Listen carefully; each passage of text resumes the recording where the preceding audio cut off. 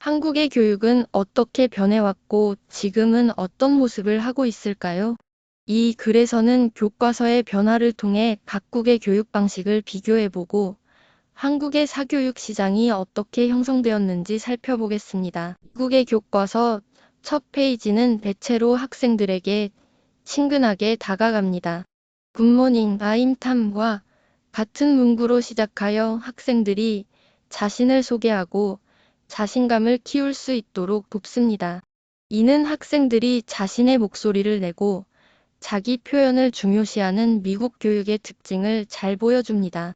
반면 일본의 교과서 첫 페이지는 일장기를 통해 애국심을 고취하는 내용이 담겨 있습니다. 일본은 학생들에게 나라를 사랑하고 공동체의 일원으로서의 책임감을 강조하는 교육을 실시합니다.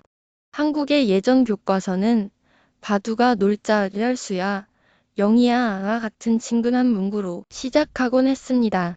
이는 흥이 있는 민족이라는 한국인의 특성을 반영하며 노세노세 젊어서 노세 라는 표현처럼 삶을 즐기자는 메시지를 담고 있었습니다. 미국의 현대 교육은 베풀라는 가르침을 중심으로 학생들에게 배려와 나눔을 강조합니다.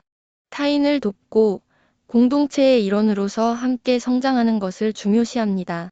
일본은 여전히 패 끼치지 마라 는 교육 방침을 유지하고 있습니다. 타인에게 폐를 끼치지 않는 것이 중요한 미덕으로 여겨지며 학생들은 이 가르침을 통해 사회적 규범을 배우게 됩니다. 한국의 요즘 교육은 절대 지지 마라 는 강한 경쟁의식을 심어줍니다.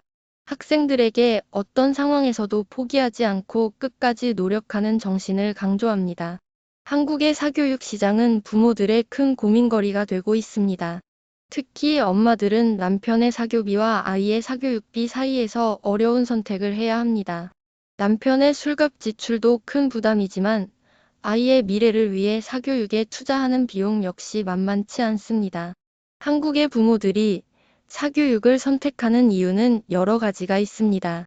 첫째, 공교육이 유명무실화되어 혼자서는 학습이 어렵기 때문입니다. 예를 들어 음악 과목에서는 악보를 제대로 가르치지 않아서 학원에서 배워야 합니다. 둘째, 사교육을 받지 않으면 아이가 왕따를 당할 수 있습니다.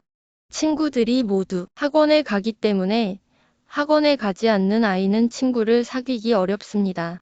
셋째, 부모들도 정확한 이유를 모르지만 주변의 다른 부모들이 보내니까 따라 보내는 경우도 많습니다. 하지만 사교육이 항상 긍정적인 결과를 가져오는 것은 아닙니다. 특히 중학교 이후에는 사교육의 효과가 떨어지는 경우가 많습니다. 오히려 학원의 집중력 저하 훈련으로 인해 학교 수업에 대한 관심이 줄어드는 역효과가 나타납니다.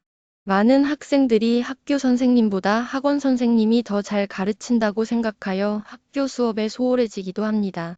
한국의 교육은 시대에 따라 변화해왔으며 각 나라의 교육 방식과 비교했을 때 독특한 특징을 가지고 있습니다. 특히 사교육 시장은 부모들에게 큰 고민을 안겨주고 있으며 그 효과에 대해서는 다양한 의견이 존재합니다. 앞으로도 한국의 교육이 아이들과 부모 그리고 선생님들도 행복해지는 방향으로 바뀌어가면 좋겠습니다. 한국의 교육 실태 영상을 시청해 주셔서 감사합니다.